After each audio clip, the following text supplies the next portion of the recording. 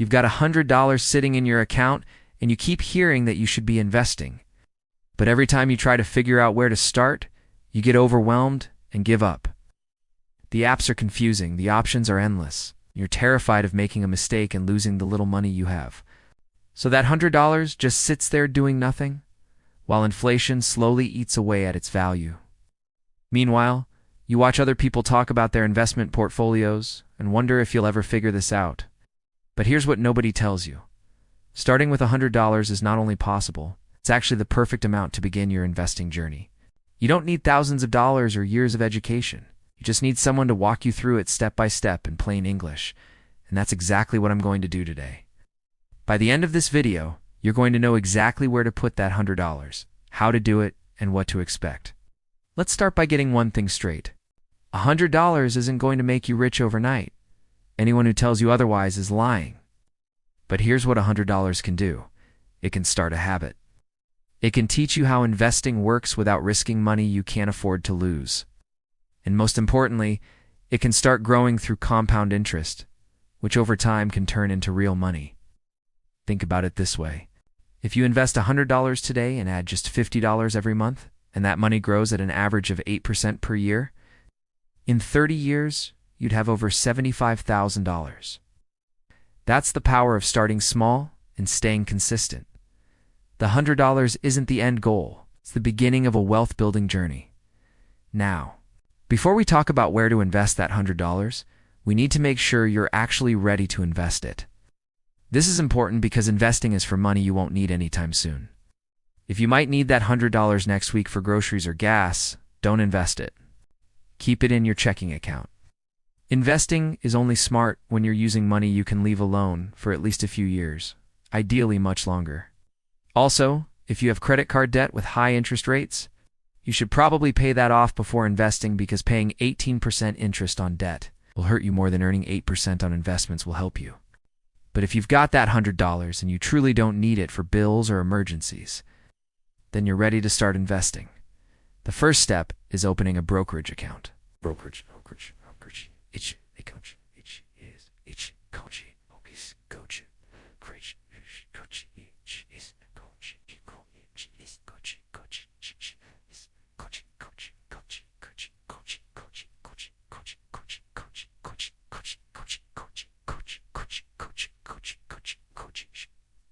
Then you're ready to start in wording, sir. Stop. I'm kind of double O cheese. Tilbuster coach. Correptridge. Coach stupped. Correstridge. Think of it like a store, where instead of buying groceries, you're buying investments. There are tons of options, but for beginners with $100, I'd recommend apps like Fidelity, Charles Schwab, or even newer platforms like Robinhood or Webull. All of these have no account minimums, which means you can open an account with $0 and they charge no commissions when you buy or sell. So you're not wasting money on fees. Fidelity and Charles Schwab are more traditional and have great educational resources, which I personally prefer for beginners. But any of the major ones will work fine. Opening the account is incredibly simple. You download the app or go to their website, click to open a new account. And they'll ask for basic information like your name, address, social security number, and date of birth. This is normal and required by law. They need to verify your identity. You'll also link your bank account so you can transfer money in and out. The whole process takes maybe 10 minutes, and your account is usually approved within a day or two. Once it's approved, you transfer your $100 from your bank account into your new brokerage account, and you're ready to invest. Now comes the big question. What should you actually buy with that $100? This is where most beginners get stuck because there are thousands of options, and it's overwhelming. But I'm going to make this incredibly simple for you. With $100, you should invest in a low-cost index fund, specifically an S&P 500 index fund or a total stock market index fund. Let me explain what that means in the simplest way possible. An index fund is like a basket that holds tiny pieces of hundreds or thousands of different companies all at once. An S&P 500 index fund holds the 500 largest companies in America, companies like Apple, Microsoft, Amazon, Google, and so on. When you buy one share of an S&P 500 index fund, you instantly own a tiny piece of all 500 of those companies. This gives you massive diversification with just one purchase. which means you're spreading your risk across the entire market instead of betting on one or two companies.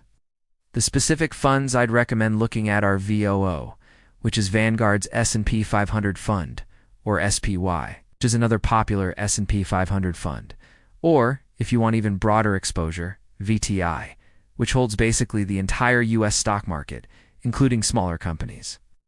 Now, here's where beginners sometimes get confused. These funds have a price per share, and it might be more than $100. VOO, for example, might be trading at $400 per share. Does that mean you can't buy it with just $100? No, because most brokerages now offer fractional shares. Fractional shares let you buy a portion of a share. So if VOO is $400 per share and you have $100, you can buy 0.25 shares, which is a quarter of one share. Now, you own that fraction, and it grows or shrinks in value just like a full share would. This is a game changer for people with small amounts of money because it means you can invest in the best funds, even if you can't afford a full share. Let me walk you through exactly what you do once your account is funded. You log into your brokerage app, you search for the fund you want, let's say VOO. You click on it, and you'll see a buy button. You click buy, and it'll ask you how much you want to invest. You type in $100. It'll show you how many shares that will get you, including fractional shares. You review it to make sure everything looks right, and then you submit the order. That's it. Within seconds, you own a piece of the 500 largest companies in America. Your $100 is now invested and working for you. Now let's talk about what happens after you invest. The value of your investment will go up and down every single day because stock prices fluctuate constantly. Some days you might check and you're up $5. Other days you might be down $3. This is completely normal, and you should not panic about it. The whole point of investing in a broad index fund for the long term is that you don't worry about these daily movements. Over weeks, months, and years, the overall trend has historically been upward despite all the short-term noise. In fact, I'd recommend not checking your account obsessively. So maybe look at it once a month or even less. The more you check it, the more likely you are to make emotional decisions based on short-term movements, and that's how people mess up their investments. The real power comes from adding to your investment consistently. This is where that $100 becomes the start of something bigger. Let's say you commit to investing just $50 every month going forward. Some months, the market will be up, and your $50 will buy fewer shares. Other months, the market will be down and you'll buy more shares for the same $50. This is called dollar cost averaging, and it's one of the smartest strategies for long-term investors. You're not trying to time the market or figure out the perfect moment to buy. You're just consistently adding money, and over time, you average out the highs and lows. Most brokerage apps let you set up automatic investments, so you can have $50 automatically transferred from your bank account and invested in your chosen fund every month without you having to think about it. This automation is incredibly powerful because it removes the decision-making and keeps you consistent even when you're busy or the market seems scary. Let me give you a realistic example of what consistent small investing can do. If you start with that $100 and add just $50 per month, and your investments grow at an average of 8% per year, which is roughly what the stock market has historically returned, here's what happens. After 1 year, you've contributed $700 total, and your account might be worth around $750. Not life-changing yet, but you've made about $50 without doing any work. After 5 years, you've contributed $3,100, and your account is worth around $3,800. You've made $700 in growth. After 10 years, you've put in $6,100, and your account is worth about $9,200. You've made over $3,000. After 30 years, you've contributed only $18,100 of your own money, but your account is worth over $75,000. You've made over $57,000 in growth just from starting with $100 and adding $50 a month. Now, I know some of you are thinking, but what if the market crashes right after I invest my $100? That's a valid concern, and it's something that might happen. The stock market does crash periodically. But here's what you need to understand. If you're investing money you won't need for years, and you're planning to keep adding to it monthly, a market crash early on is actually not a bad thing. It means you'll be buying more shares at cheaper prices for months, or even years, while the market is down and when it eventually recovers, which it historically always has. you'll have accumulated way more shares at discount prices. The people who get hurt by crashes are the ones who panic and sell, locking in their losses. The people who win are the ones who stay calm, keep investing, and wait for the recovery. Let me also address taxes briefly because it's important to understand. If you're investing in a regular brokerage account, you'll eventually pay taxes on your gains when you sell. But there are special retirement accounts like a Roth IRA that let your money grow tax-free. If you're eligible for a Roth IRA, it's actually a better place to invest your $100 because you'll never pay taxes on the growth. The contribution limit for a Roth IRA is several $1,000s per year. But you can contribute whatever you want up to that limit, even just $100 to start. Most of the brokerages I mentioned, like Fidelity and Charles Schwab, let you open a Roth IRA just as easily as a regular account. The only downside is you can't withdraw the money before retirement age without penalties. But if you're investing for the long term anyway, a Roth IRA is one of the best deals in investing. You put in money you've already paid taxes on, it grows tax-free for decades. And when you retire and take it out, you owe zero taxes. That's an incredible advantage. Let me talk about what you shouldn't do with your $100, because this is just as important. Don't try to pick individual stocks. I know it's tempting when you hear about some stock that doubled or tripled, but picking individual stocks is way riskier than buying an index fund. And most people who try it lose money or underperform the market.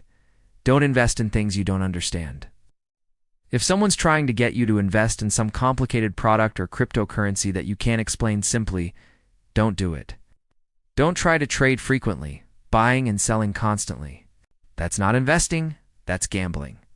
And the fees and taxes will eat you alive. And definitely don't follow tips from random people on social media who claim they have secret strategies or inside information. Stick to the boring, proven strategy of buying a broad index fund and holding it for the long term. I also want to address a mindset issue that holds a lot of people back. You might look at that $100 and think it's not enough to matter, so why bother? But that's the wrong way to think about it. Every wealthy investor started somewhere, and most of them started small. The habit of investing consistently is way more important than the amount you start with. By investing that $100 and setting up a plan to add to it regularly, you're building a wealth-building system that will serve you for decades. You're also learning how investing works in a low-stakes environment. If the market drops and your $100 becomes $90 temporarily, it's not the end of the world. You're learning to handle volatility without freaking out. This experience is valuable and will make you a better investor as your portfolio grows. Another common question is whether you should invest $100 all at once or spread it out. Honestly, with such a small amount, it doesn't matter much. Just invest it. If you had $10,000, maybe you'd want to spread it out over a few months to reduce the risk of investing everything at a market peak. But with $100, the difference is negligible. Just get it invested and start the process. The important thing is that you're taking action instead of sitting on the sidelines overthinking it. Let me also mention that you should keep learning as you go. Investing $100 in an index fund is a great start, but don't stop there with your education. Read books about investing, watch videos, learn about different types of investments. Understand how the economy works, and keep building your financial knowledge. The more you understand, the more confident you'll become, and the better decisions you'll make as your portfolio grows. But don't let the learning become a substitute for action. You don't need to understand everything before you start. Start with the basics. Invest that $100 in a simple index fund and learn more as you go. Before we wrap up, I need to make it clear that everything I've shared in this video is for educational purposes only and not financial advice. I'm not a licensed financial advisor, and your personal situation is unique. You should do your own research and consider consulting with a professional before making investment decisions. My goal is to show you that starting with $100 is possible and to give you a roadmap for how to do it. But you need to take responsibility for your own financial choices. So here's your action plan. First, make sure that $100 is money you won't need anytime soon and that you don't have high-interest debt eating you alive. Second, open a brokerage account with a company like Fidelity, Charles Schwab, or another reputable broker. Third, consider opening a Roth IRA if you're eligible for the tax advantages. Fourth, transfer your $100 into the account. Fifth, Buy shares of a low-cost index fund like VOO, SPY, or VTI. 6th, set up automatic monthly investments of whatever amount you can afford, even if it's just $25 or $50. And 7th, leave it alone and let time and compound growth do their thing. Don't panic during downturns. Don't try to time the market. Just stay consistent and patient. That $100 might not seem like much right now, but it's the first step in a journey that could completely change your financial future. Every millionaire investor started with their first $100, their first $1,000, their first investment. The difference between them and people who never build wealth isn't how much they started with. It's that they started and they stayed consistent. You can do the same thing starting today. If this video gave you the confidence and knowledge to finally start investing that $100, I'd really appreciate it if you hit the like button. And if you want to keep learning about investing, building wealth, and achieving financial freedom, subscribe to the channel. In the next video, I'm going to show you how to grow that initial investment into a real portfolio and what to do as you have more money to invest. Thanks so much for watching, and I'll see you in the next one.